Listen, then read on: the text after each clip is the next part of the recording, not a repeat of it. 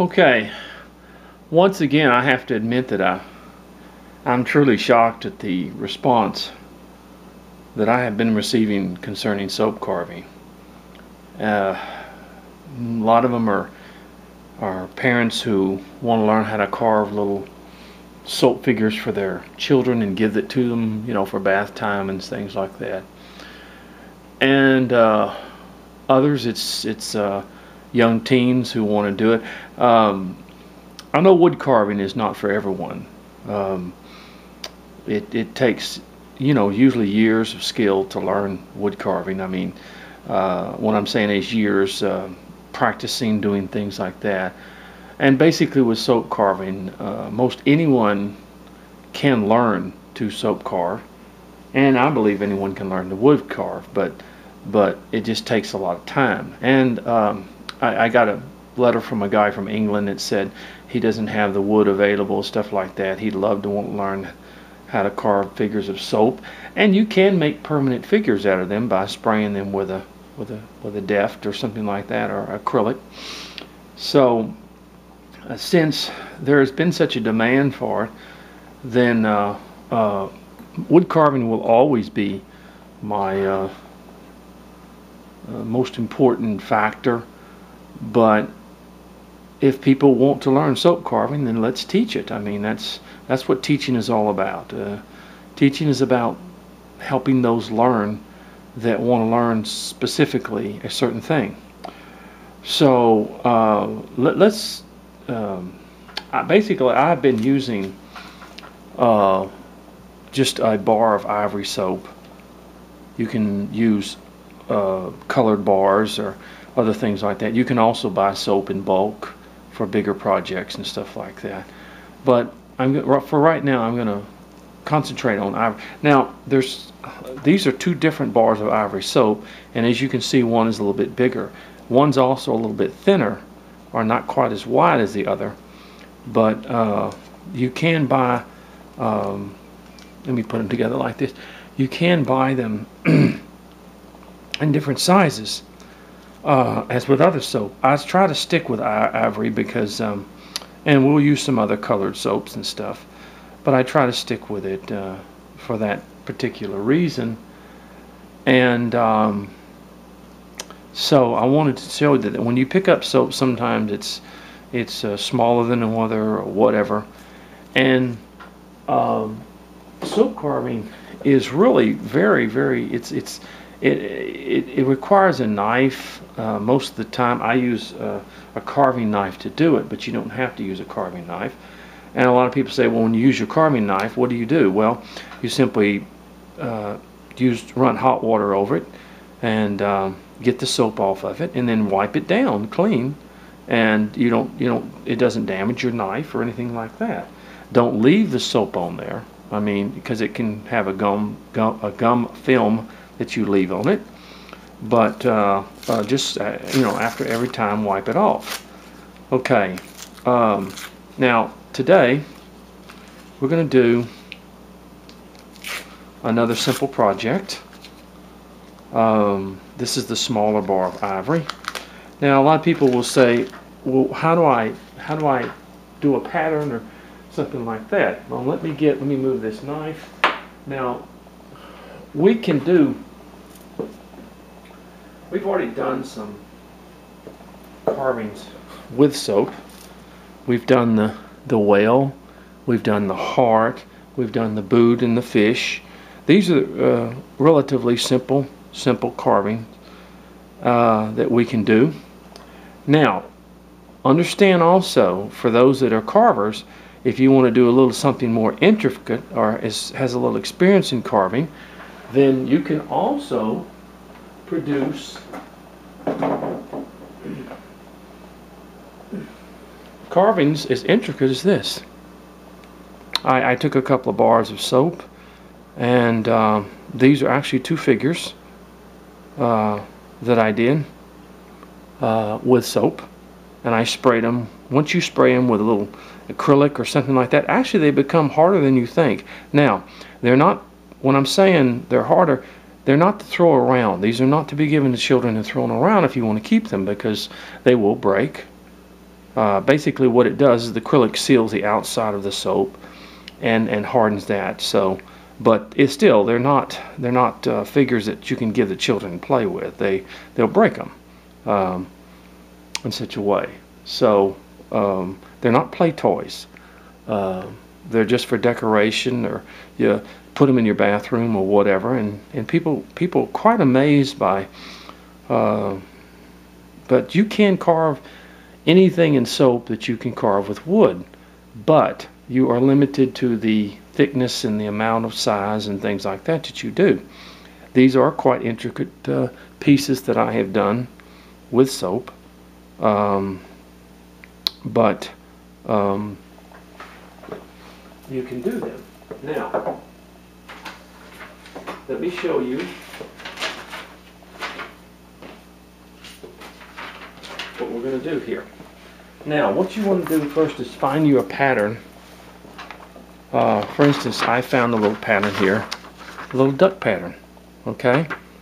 And you get on your copier and you take your soap and you make your pattern to fit your soap. In other words, however big it is, such a way. Then you take your, in other words, okay. I'm going to cut this out.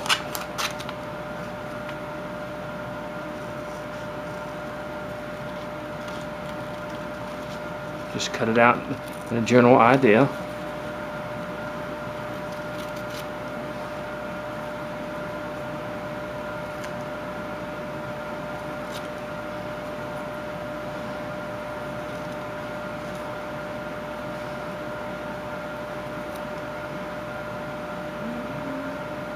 Okay. Hey, you've got your little soap, got your pattern for your duck. Now, you take and you put your pattern right here, like this, and you draw. Now, if you can make it a little bit bigger, but you simply draw. I like to go ahead and draw like this. Draw it like that. And then come like this, and down like that, and then come up from here, okay? Just like that. See that? Okay, you've got your little pattern for your duck.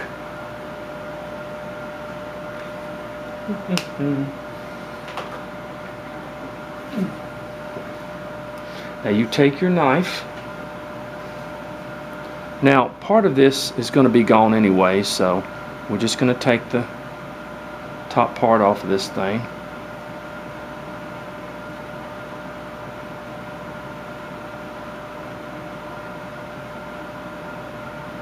As in soap carving or anything like that, you want to be careful not to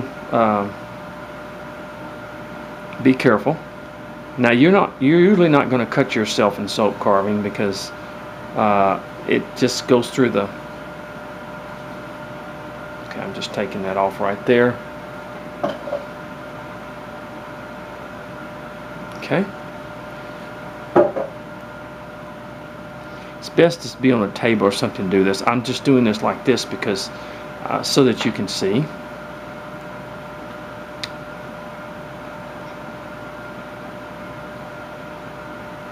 Alright, now let's follow our lines here. We take our knife, we come in like this,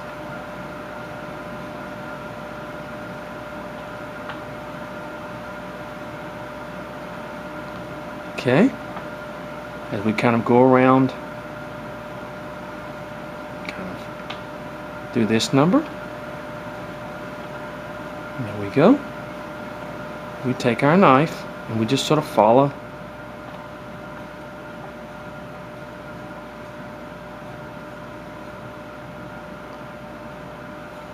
Now you see me as I do this, as I get this soap off my knife at times, I do like this.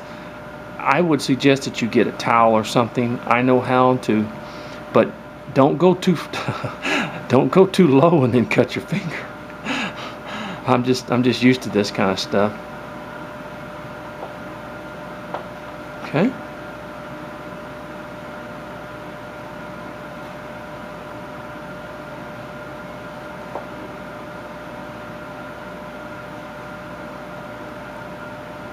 Okay.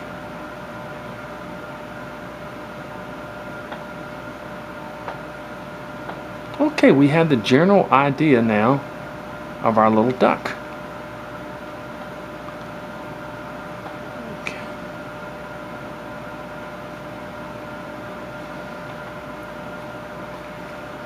Like that. There we go. So you just have your general direction, idea of your little duck that you're doing.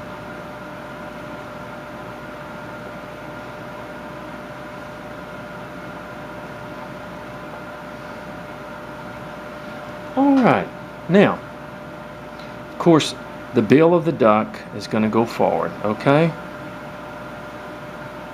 We're going to come on both sides.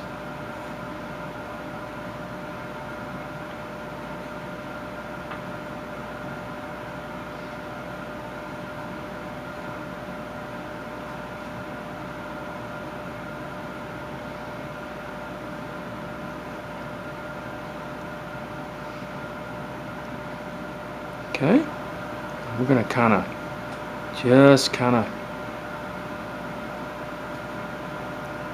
round that little head off there.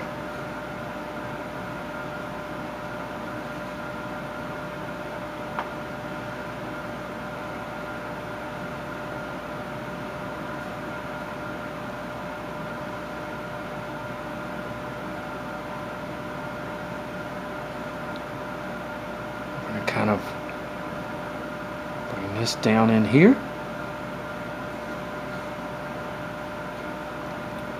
Now let's go ahead and start just sort of shaping our little duck.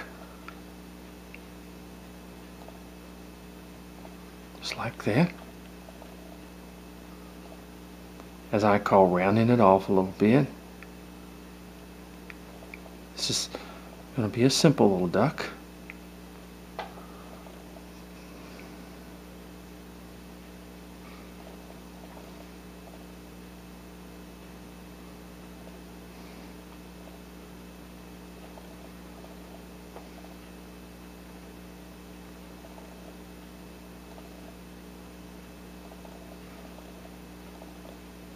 Into the, I'm going to make the head, of course, a little bit.